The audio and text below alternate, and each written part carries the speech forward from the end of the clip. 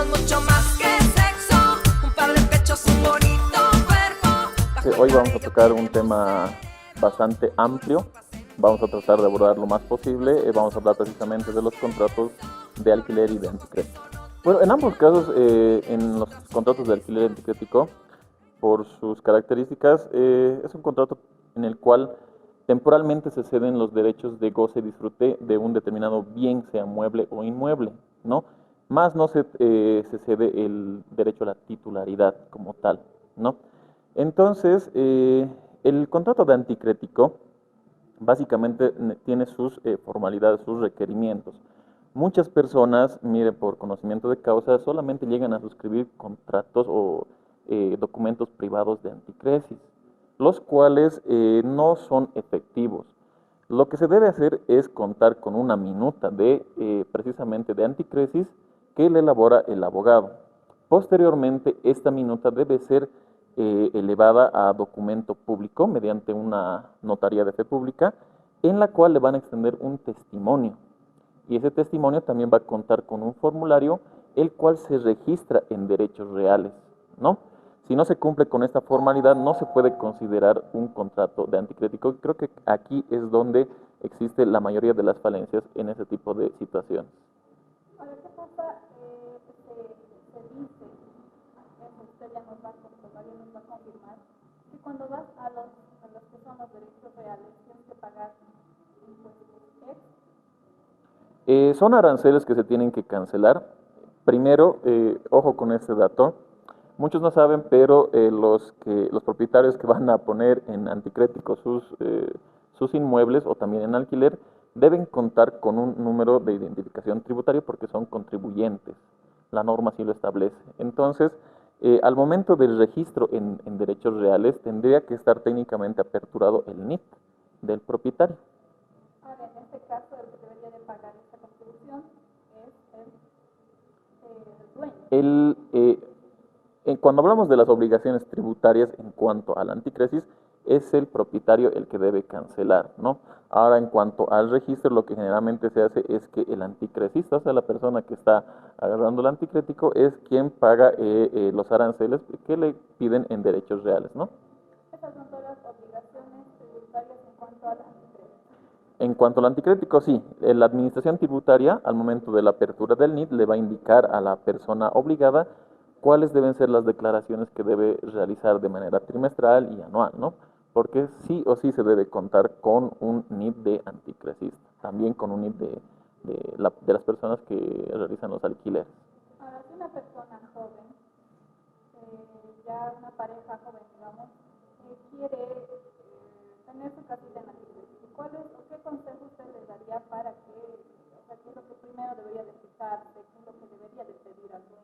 Correcto, como veíamos tal vez en el video, es importante que se verifique la titularidad del bien inmueble y eso lo pueden corroborar mediante una información rápida en derechos reales, pero también es necesario que se cercioren de la posesión del bien inmueble, ¿no? Porque en caso contrario no existe una de esas figuras y puede tener inconvenientes la persona o en este caso la pareja, como mencionas, para poder obtener su bien en anticrético. En el caso de los alquileres, o mejor, antes de irnos al tema de los alquileres, hablemos si la casa está en hipoteca. ¿Se puede o no se puede dar un anticrético cuando la casa está en hipoteca? Mire, lo que pasa es que los gravámenes se van registrando mediante asientos. Existen casos en los cuales se puede registrar, se puede realizar el contrato de anticrético y se registra también como un gravamen en el folio real del bien inmueble, ¿no? Pero eso debe estar señalado expresamente tanto en la minuta como en el testimonio notarial. Muy bien. Ahora toquemos el tema de los alquileres, por favor. ¿Cuáles son todas las obligaciones que deberían de tener? ¿Cuáles son las obligaciones tributarias que deberían tener al momento de adquirir un alquiler? Ya. En el caso de los alquileres, también se debe contar con una minuta, ¿no? Un documento que lo elabora el abogado. Entonces, ya es correspondiente a la administración tributaria señalar cuáles van a ser las obligaciones tributarias, que son generalmente de manera mensual, porque no olvidemos que en los casos de los alquileres se recibe un canon de manera mensual y es en base a este monto de dinero que percibe el propietario que se debe facturar, ¿no? Y la factura la debe emitir en favor de la persona que ha tomado precisamente el alquiler. Muy bien, vamos a hablar en este caso de lo que son Los mixtos. ¿Qué es lo que pasa con este tema? Es bien interesante, ¿verdad? Porque pasa en la realidad que personas agarran del internet un copy-paste de un contrato y bueno, de manera irregular algunos propietarios le indican, vas a firmármelo un contrato mixto. O sea, vamos a poner en una parte que va a ser de anticrético, pero también me vas a pagar un monto de alquiler. Esto es ilegal, no tiene ninguna validez. El artículo 716 del Código Civil establece claramente que no es factible este tipo de contratos, ¿no? Por lo que se sugiere a las personas que van a realizar este tipo de contratos se cercioren primero con un abogado y se asesoren de manera correcta.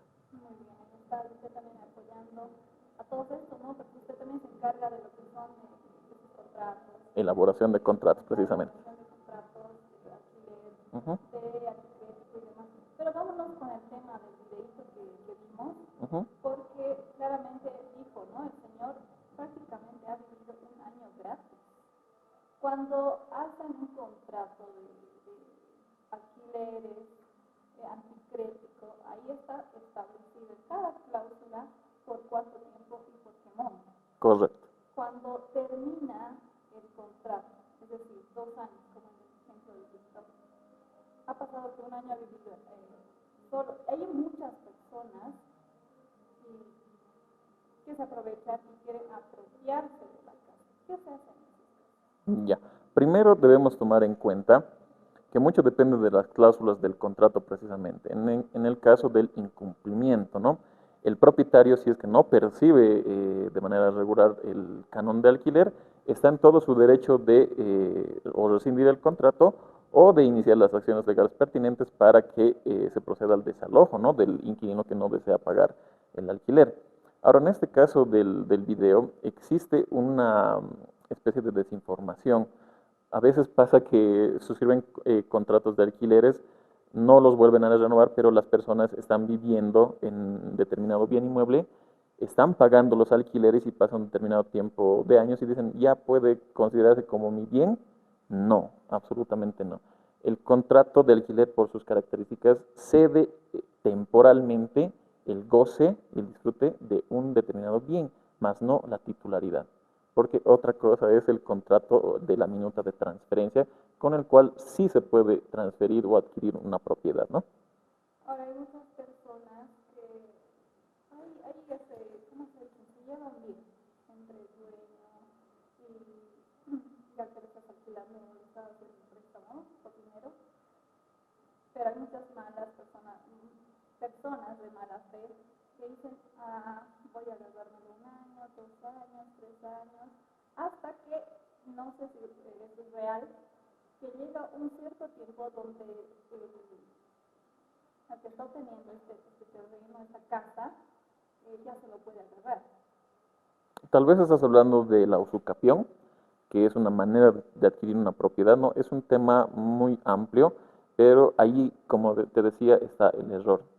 Si tú estás pagando un alquiler por bastantes años, si tienes inclusive un contrato, estés la cantidad de años que estés, no puedes indicar o puedes pedir que se te considere como titular de ese bien inmueble, ¿no? Por más que tenga alguna excusa, porque no, se necesita la transferencia de ese bien inmueble o en este caso otro tipo de figuras para considerarse titular de un bien inmueble.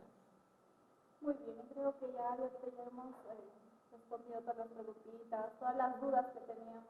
Bueno, ya hemos tocado también lo que son estos temas. ¿Algún consejo, algún tip tal vez para todas aquellas que están por recibir algún alquiler?